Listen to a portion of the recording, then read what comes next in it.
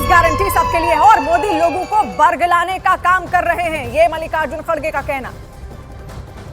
ये चीज इलेक्शन के वक्त बहुत से लोग उठाते हैं। ये जो घटना घटी इसका मैं कंडम करता हूं और जो आदमी ये किया है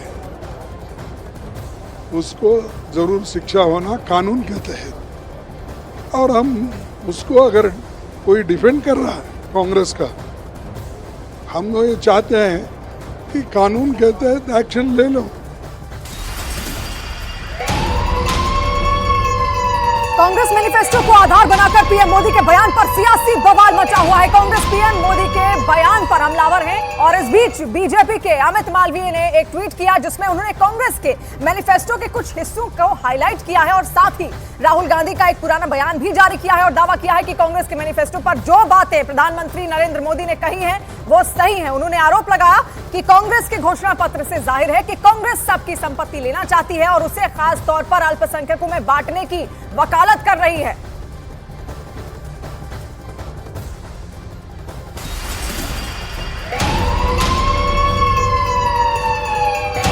और भाई अमित मालवीय ने राहुल गांधी का जो बयान जारी किया उसे भी आपको सुनाते हैं जिसमें वो आर्थिक सर्वे की बात कह रहे हैं।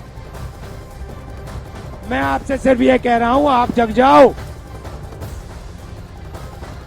आपको लूटा जा रहा है, 24 घंटे आपको लूटा जा रहा है और आप देखते जा रहे हो।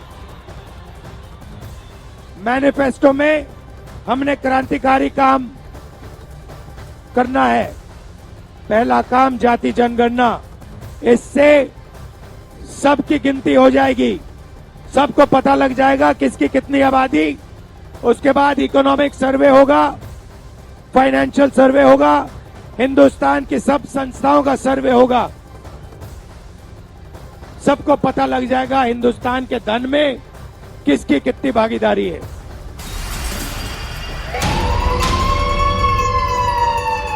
और इससे पहले पीएम मोदी राजस्थान के बांसवाड़ा में भी कांग्रेस के मैनिफेस्टो पर बयान देते हुए यही आरोप लगा चुके हैं जिसके कांग्रेस पर उन्होंने हमलावर हो गई और कांग्रेस उन्हें पद की गरिमा गिराने से लेकर लोगों को गुमराह करने तक का आरोप लगा रही है।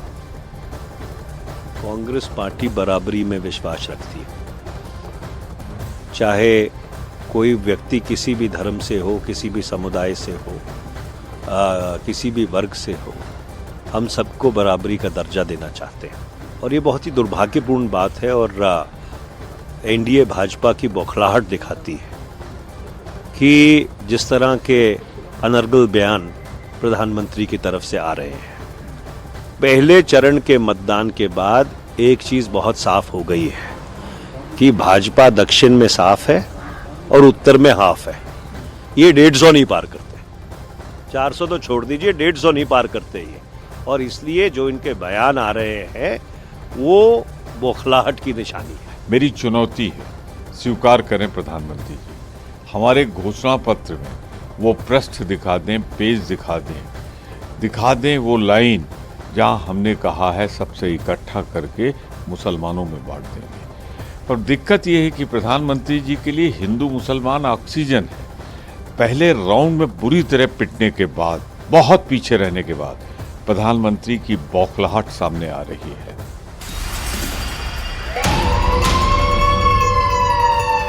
वहीं प्रधानमंत्री मोदी के बयान पर एआईएमआईएम के असदुद्दीन ओवैसी ने भी मोर्चा खोल दिया। तो असदुद्दीन ओवैसी ने यहां पर मोर्चा खोल दिया है प्रधानमंत्री नरेंद्र मोदी पर। उन्होंने भी हमला बोला। ओवैसी ने कहा पीएम मोदी झूठ बोलते हैं। ये ओवैसी का बयान सामने आया है।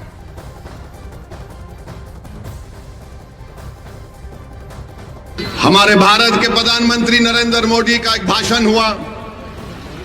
नरेंद्र मोदी ने कोई नई बात नहीं कही, हमेशा कहते हैं, आज भी कह दिया उन्होंने क्या कहा कि मुसलमान बच्चे बहुत पैदा करते हैं। मोदी जी ने कहा कि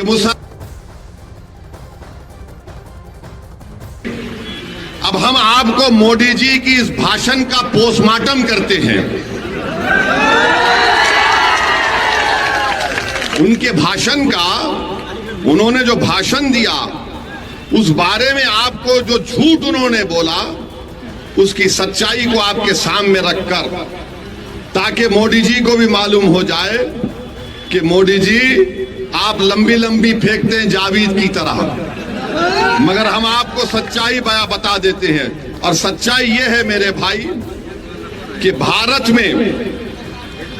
में मुस्लिम हमारी मां और बहनों का जो फर्टिलिटी रेट है वो 2.36 है, कम हुआ है। माने जो बच्चे पैदा कर रहे हैं मुसलमान, वो कम हुआ है।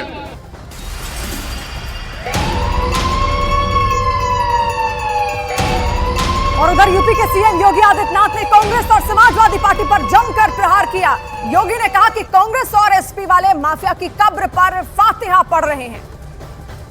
आपका दायित्व बनता है, अगर आप विरासत का सम्मान करते हैं तो जिन लोगों ने राम और कृष्ण पर प्रश्न खड़े किए थे, आज उनको वोट के लिए तरसा दीजिए। एक भी वोट नहीं मिलेगा उनको।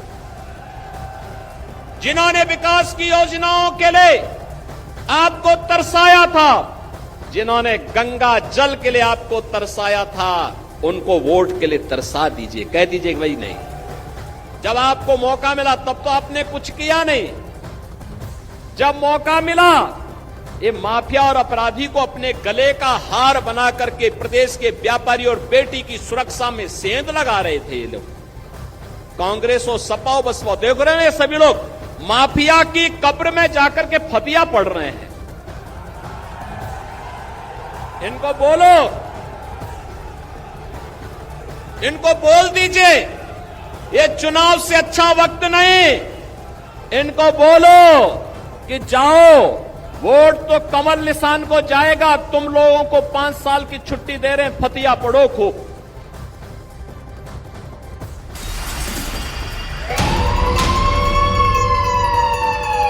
इस बीच गृहमंत्री अमित शाह ने छत्तीसगढ़ के कांकेर से विपक्ष के गठबंधन पर बड़ा हमला बोला। अमित शाह ने सवाल उठाते हुए कहा कि कांग्रेस और आरजेडी वाले आपस में लड़ रहे हैं और ये कैसा गठबंधन है, ये लोग देश को एक नहीं रख सकते। भाई और बहनों, ये लोग देश को एक नहीं रख। भाई और बहनों, अभी आरजेडी का और कांग्रेस के बीच में रांची में इंडी अलायंस की ऐसी मीटिंग में छुट्टे हाथ से मारामारी हुई, कुर्सियां भांजी गई, लाठियां भांजी गई। अरे भाई